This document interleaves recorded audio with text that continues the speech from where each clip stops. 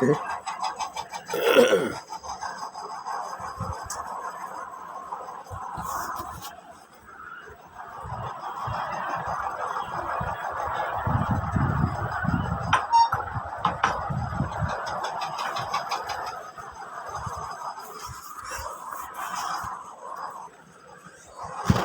Today we are going to discuss about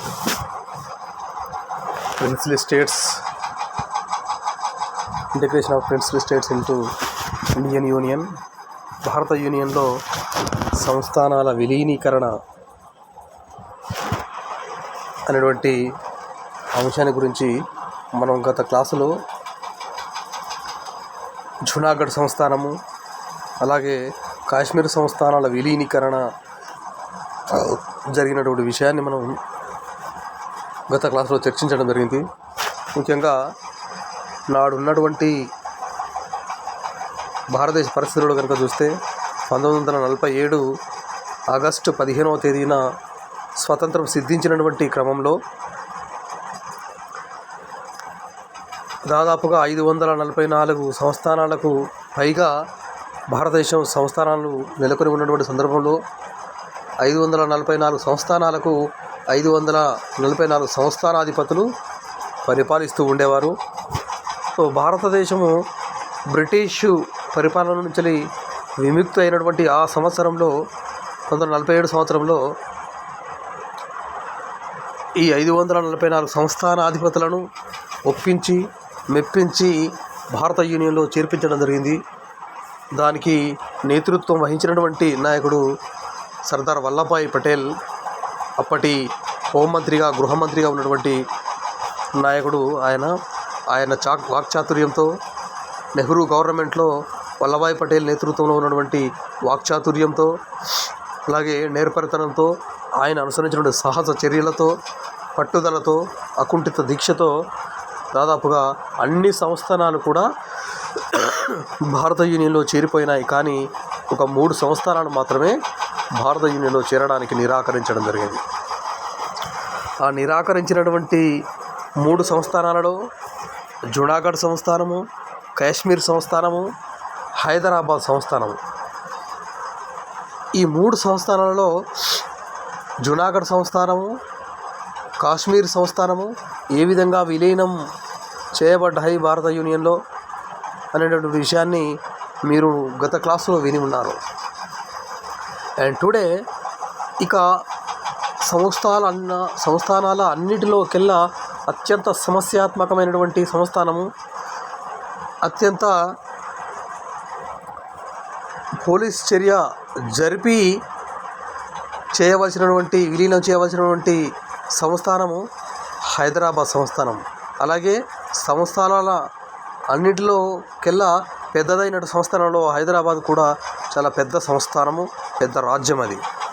ఎందుకంటే అది ఒక ప్రత్యేకమైనటువంటి రాజ్యంగా కొనసాగుతూ ఉండేది. సో దానికి ఒక ప్రత్యేకమైనటువంటి పరిపాలన వ్యవస్థ ఉండేది. దానికి ప్రత్యేకమైనటువంటి రవాణా సౌకర్యాలు, అలాగే హైదరాబాద్ రాజ్య వ్యవస్థ అంతా కూడా ప్రత్యేకంగా కొనసాగుతూ ఉండేది. నాడున్నటువంటి హైదరాబాద్ సంస్థానం, హైదరాబాద్ రాజ్యాన్ని నిజాం రాజు పరిపాలిస్తూ ఉన్నాడు. ముఖ్యంగా చివరి నిజాం అయినటువంటి మీర్ ఉస్మాన్ అలీ ఖాన్ నేతృత్వంలో హైదరాబాద్ సంస్థానం పరిపాలించబడుతూ ఉండేది.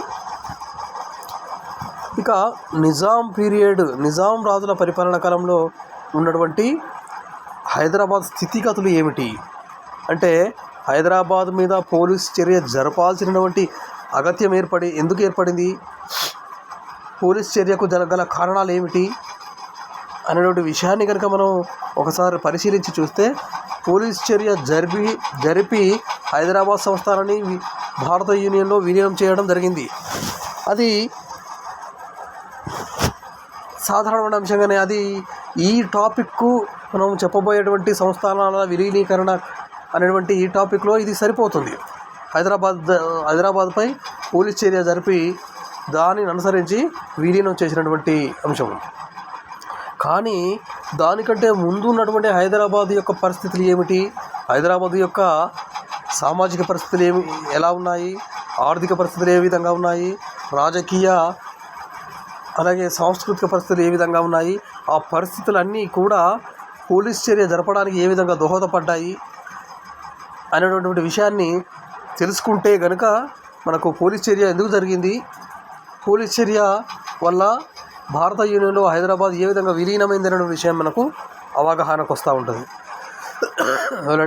సో దీంతో హైదరాబాదులో నిజాం రాజు పరిపాలనా కాలంలో ఉన్నటువంటి పరిస్థితులు ఏ విధంగా ఉన్నాయి అని కనుక చూస్తే, నిజాం పాలనా కాలంలో తెలంగాణ అంతర్భాగంగా గల హైదరాబాద్ రాష్ట్రంలో నెలకొన్నటువంటి ఈ పరిస్థితులు చాలా దుర్భరంగా ఉండేవి, చాలా దయనీయంగా ఉండేవి ప్రజల యొక్క పరిస్థితులు.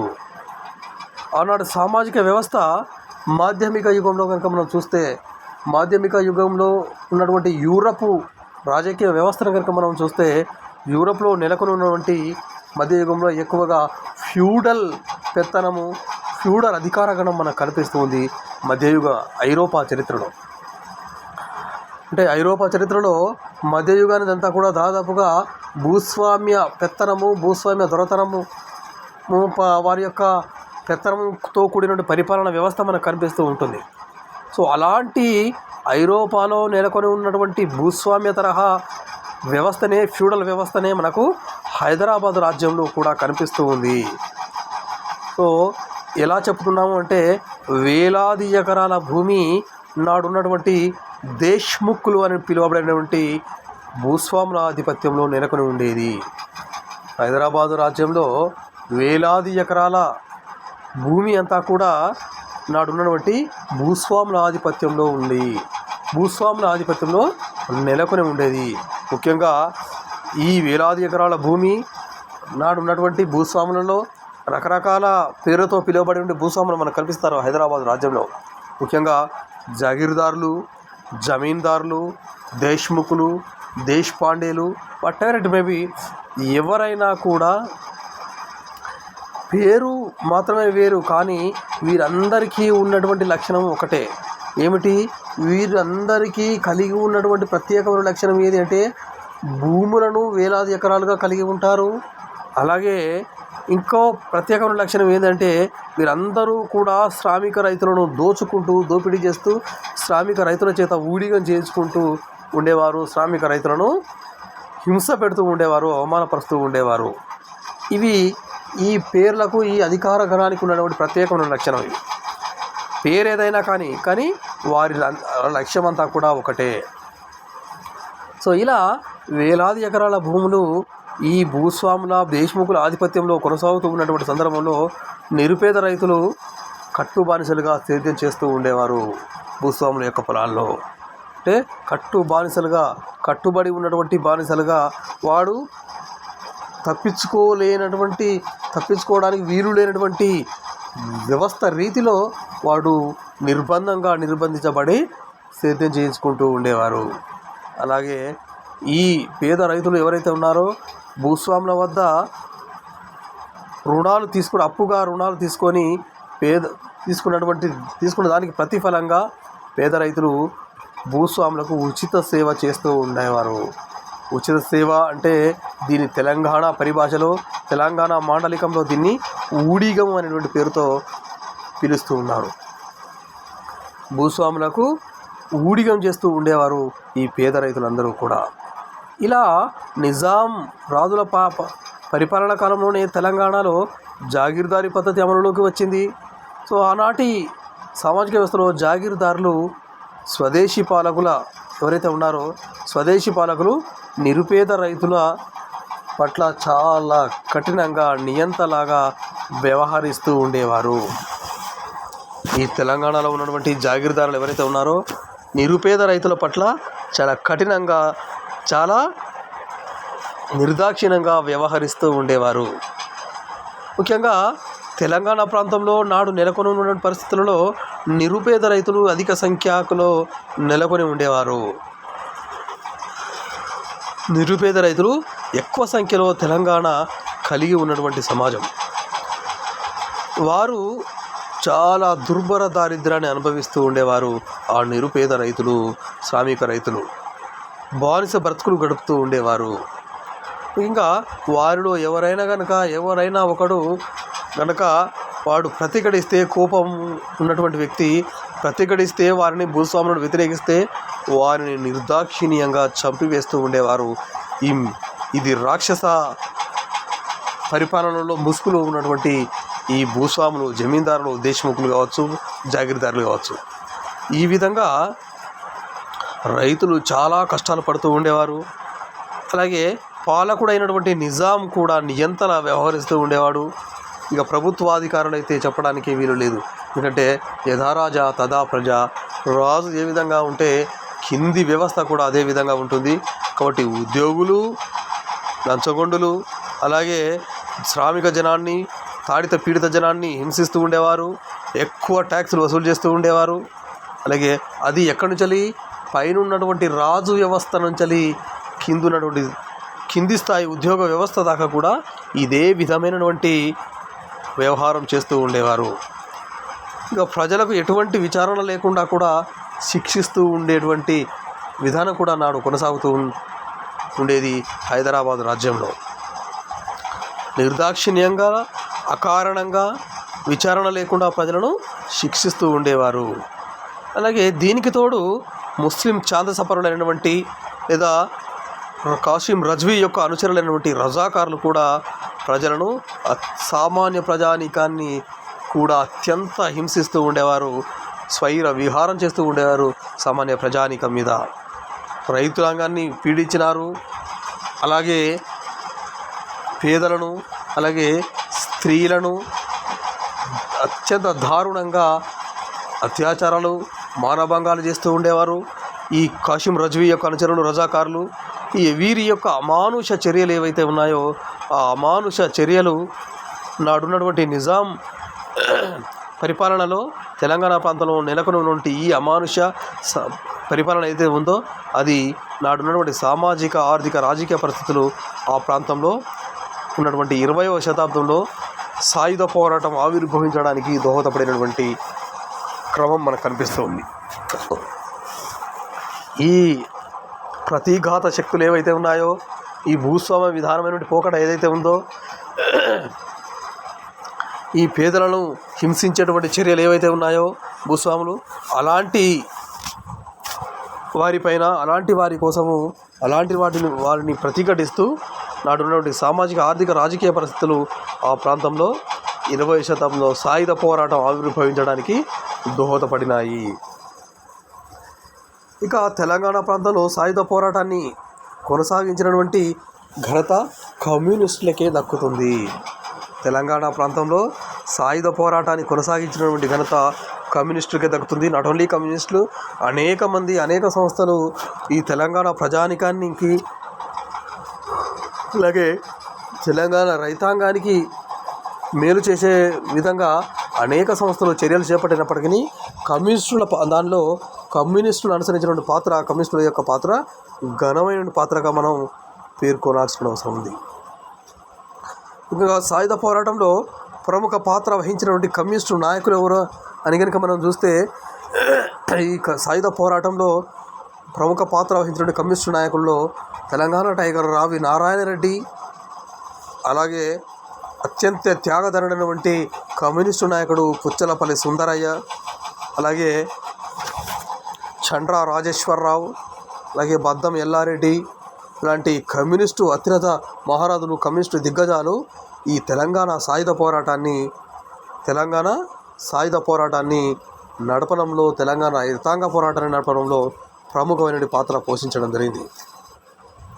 ఇక సాయుధ పోరాటం యొక్క ముఖ్యమైన లక్షణాలు ఏమేమి కలిగి ఉన్నాయి, ఏ లక్ష్యాలను అనుసరించి ఈ సాయుధ పోరాటాన్ని, తెలంగాణ రైతాంగ పోరాటాన్ని నడిపించినారు కమ్యూనిస్టులు అని కనుక చూస్తే, తెలంగాణ ప్రాంతాన్ని నిజాం దుష్పరిపాలన నుంచి విముక్తి చేయడము, తెలంగాణ ప్రాంతాన్ని నిజాం దుర్మార్గ పరిపాలన నుంచి విముక్తి చేయడం అనేటువంటి లక్ష్యాన్ని తెలంగాణ సాయుధ పోరాటంలో భాగంగా పెట్టుకోవడం జరిగింది ఈ కమ్యూనిస్టు నాయకులు. అలాగే భూస్వాముల దోపిడీ నుంచి పేద రైతులకు రక్షణ కల్పించడము, అత్యంత దారుణంగా హింసించినారు, అత్యంత దారుణంగా దోపిడీ చేయడం జరిగింది. పేద రైతులు భూస్వాముల చేత అత్యంత దారుణంగా వంచబడ్డారు, కట్టి బానిసలుగా ఊడిగం చేయడం జరిగింది, గులాంగిరి చేయడం జరిగింది వారికి. సో అలాంటి పేద రైతులను భూస్వాముల దోపిడీ నుంచి రక్షించడమే ఈ తెలంగాణ సాయుధ పోరాటం యొక్క ప్రధానమైన లక్షణంగా పేర్కోవడం జరిగింది.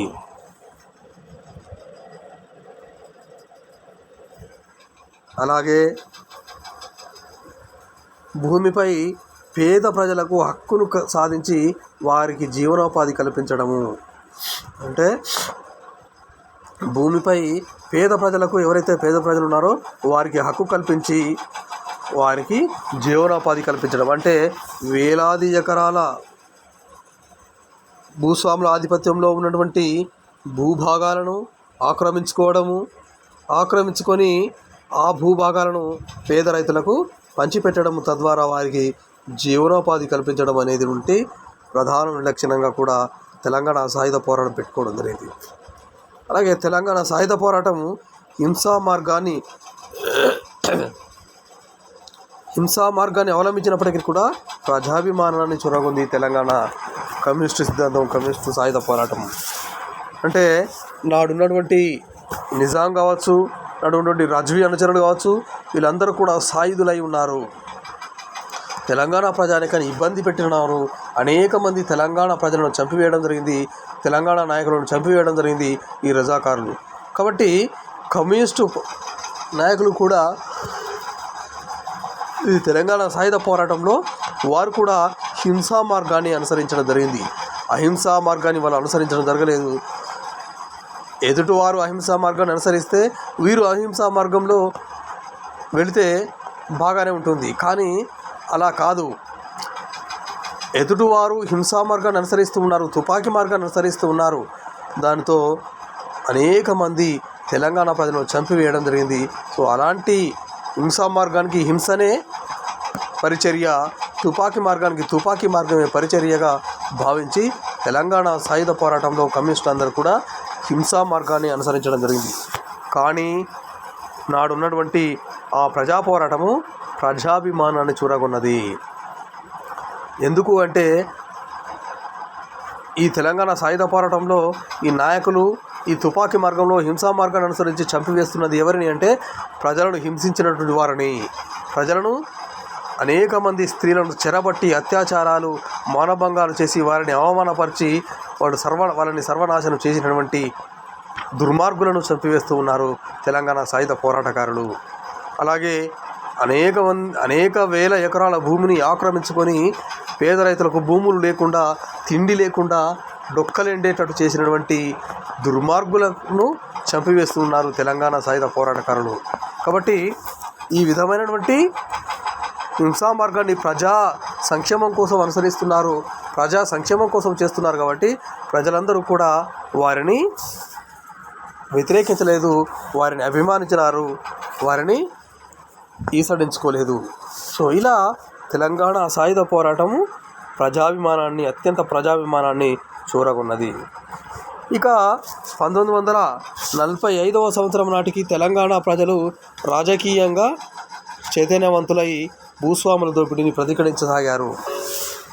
అంటే ఈ అంశం కూడా ముఖ్యంగా మీరు చూస్తే ఎప్పుడైనా కూడా ఏ పరిపాలకుల యొక్క ఆగడాలైనా కూడా, ఏ దేశంలోనైనా కూడా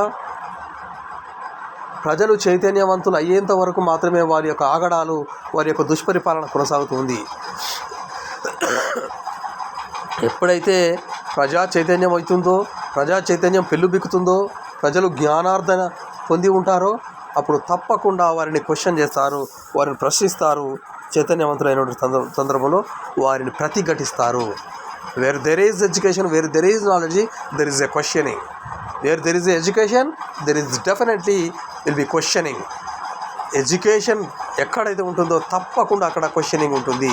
ఎందుకంటే అన్యాయం మీద వాళ్ళు చదువుకొని ఉన్నారు కాబట్టి, జ్ఞానార్జన పొంది ఉన్నారు కాబట్టి, ఖచ్చితంగా రూల్స్ అండ్ రెగ్యులేషన్ వాళ్ళు చదువుకొని ఉంటారు కాబట్టి, పలు అంశాలను వాళ్ళు చదువుకొని ఉంటారు కాబట్టి, దేనికదే జ్ఞానార్జన చెంది ఉన్నారు కాబట్టి ఖచ్చితంగా వాళ్ళు క్వశ్చన్ చేస్తారు.